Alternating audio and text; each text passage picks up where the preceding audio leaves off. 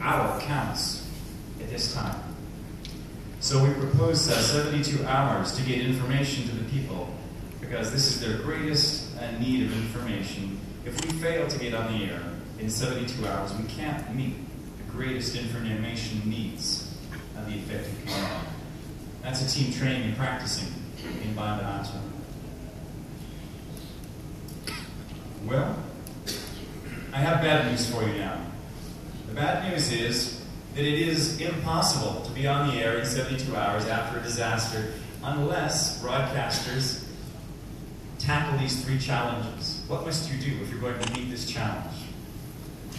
Well, first, broadcasters need to work together with partners to prepare the messages so that you know how to deliver critical information to the community in times of disaster. What information does the community need? There are standard questions. You heard the lady in the story say, I need to know where I get water. I need to know where I get food. I need medicine. I need shelter. In every disaster, people have the same needs. Education, how do we rebuild our schools?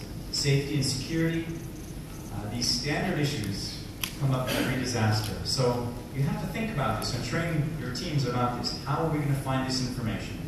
You need equipment.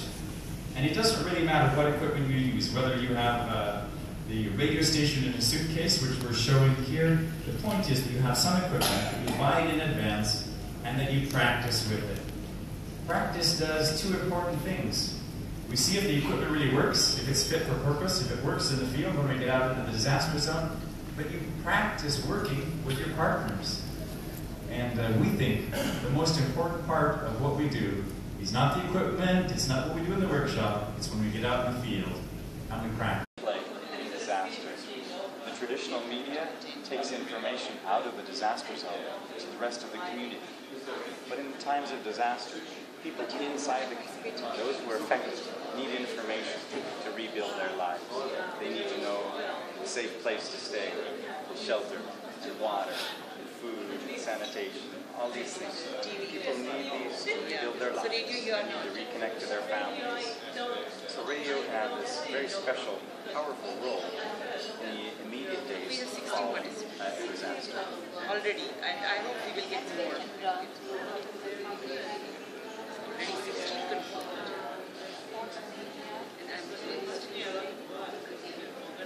Radio can really help to reduce panic, to inform people quickly. We have partners in Banda Aceh who run a radio station. After there were some false alarms of earthquakes and tsunamis, or sometimes the alarm is not given in time of a tsunami alert. And so in this case, the radio station is on the air with the disaster management authorities, with earthquake monitoring authorities, giving live information from the direct source of information so that people can know what the actual information is and minimize the panic that we saw just a few weeks ago after the Sumatran earthquake a couple of weeks back.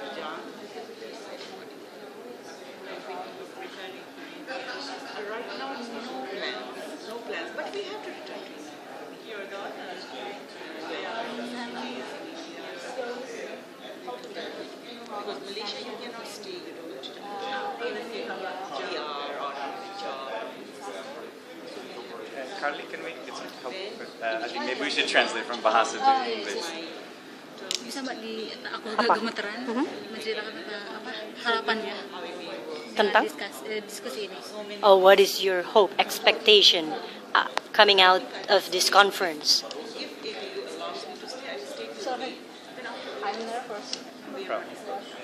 We hope that on the basis of this workshop, people from radio will come to recognize that radio has a special role to play in disaster.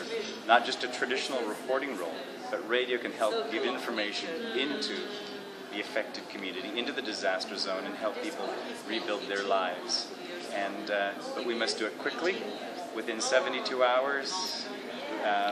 People in the disaster zone need information. They need it quickly. They need the right information at the right time. And I hope that we give some skills to the delegates here that they can go home and put this into action at their station in their country. Good? Okay.